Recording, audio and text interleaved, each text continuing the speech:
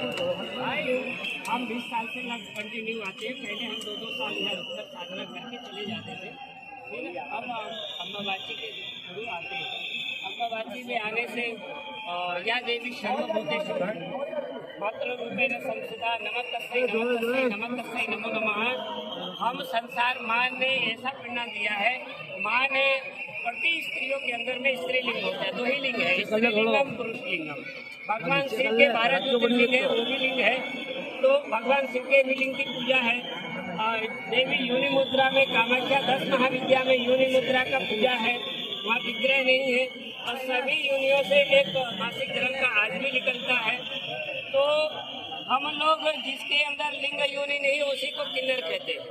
क्या ऐसा शास्त्र में भी प्रमाण है। और जिसको लिंग योनि नहीं है वही पुरुष है। मतलब जिनको लिंग योनि नहीं है वो शिखंडी है, जिसको लिंग योनि है वो पूर्ण रूप से स्त्री और पुरुष है। तो अगर वही चीज मेन तत्व है, मेन तत्व मतलब हमारे आपके सभी भारतवासी या सभी जीव जानवर के अंदर अगर वही नहीं रहा तो उसका न कुंडली जागृत होगा न भक्ति प्राप्त हो सकता है। बाकी तो वैसे किसी को कुछ भी मिल जाए वो अलग बात है कि हमारा आप लिंग योनि के स्पर्श से जन्म है। भगवान ब्रह्मा विष्णु महेश ये लिंग योनि से जन्मे नहीं है। भगवान दत्तात्रेय भगवान ने स्वयं अनुसुईया के गर्भ से आए, राम भी कौशल्या के गर्भ से आई, कृष्ण देवकी के गर्भ से आए, परशुराम माता जी जमदग्नि के गर्भ से आए। मतलब गर्भ से आना ही सबसे श्रेष्ठ है। बाकी ब्रह्मा विष्णु गर्भ से नहीं आए।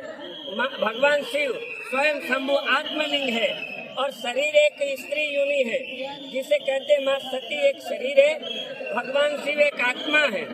तो आत्मा और शरीर को मिला जाए तो शिवलिंग हो गया, जिसे एक शास्त्र में कहा है आत्मलिंग। आत्मलिंग रावण आत्मलिंग को तो मांगने गया था और लंका ले जाने के लिए कोशिश किया, फिर भारत के आगे नहीं गया कि आत्मा ही अगर शरीर से निकाल दिया जाए तो नहीं चलेगा ना। तो शिव का आत्मा, सती का आत्मा और शरीर क्या है? सती है। और हमारा शोध है, शोध की मैं बोल रहा हूँ, शोध और ध्यान की बात है। तो शिव क्या है? ज्योतिर्लिंग है, जिसे हम कहते हैं भारत में 12 ज्योतिर्लिंग, ज्योतिर्लिंग। तो आत्मलिंग हुआ ना।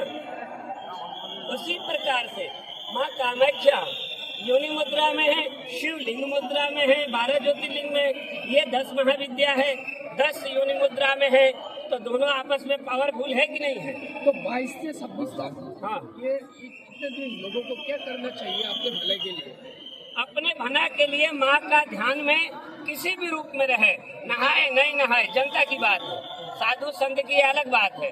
जिस स्थिति में है, जिस हालत में है, जिस व्यवस्था में है, बस माई का ध्यान करे और उसकी इच्छा पूर्ति होगी। तो क्या खाना चाहिए, क्या नहीं खाना? खाने में जो समय देर में मिल जाए वो खा लेना चाहिए, जो समय पर मिल जाए।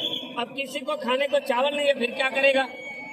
किसी को खाने का रसगुल्ला वो भी खा के रह रहा है। नहीं, ऐसा तो हो सकता है कि ये 4 दिन नॉन वेज नहीं खा सकता या वेज खाएगा, ऐसा? देखिए, वैसे खाना नहीं चाहिए इस दौरान में, लेकिन कोई राक्षस वृत्ति का है, कोई सुरसाई महिला आ गई, कोई ताड़का ही आ गया, कोई असुरी आ गया, तो उसके लिए हम नहीं कह सकते।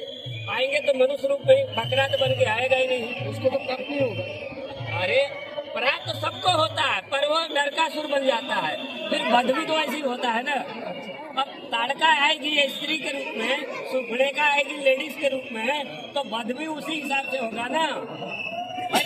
वध भी तो उसी हिसाब से करेगी ना ये भाई। दुरुपयोग खाएगा चिकन मटन तो वो उसी हिसाब से बुद्धि नष्ट करेगी। आज खाएगा 20 साल बाद कर सकती है, थोड़ी आज खाया कल हो जाएगा। हाँ, अभी एक सवाल है कि इतना गर्म है, इतना धूप है, लेकिन लोगों का ना यहाँ पे कितना लाइनें लगा हुआ है, तो लोगों को कोई महसूस नहीं हो रहा है। तो इस अम्बुबाची में ही ऐसा होता है।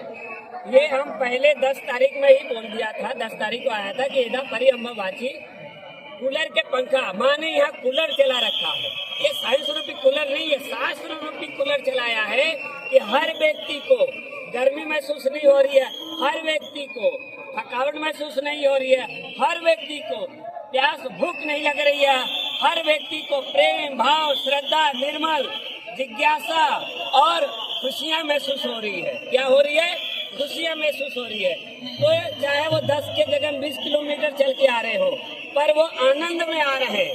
किसी को रोते हुए देखा है, किसी को रोते हुए देखा है, किसी को दुखी देखा है, पर आनंद से आ रहे हैं। आनंद सिंधु अपार, जहाँ आनंद है वहीं सिंधु है, जहाँ सिंधु हो वही अपार है। तो यहाँ सिंदूर का तो महिमा ही अलग है। कामया सिंदूर। जय सिया राम। बहुत अच्छे बोले पंडित जी।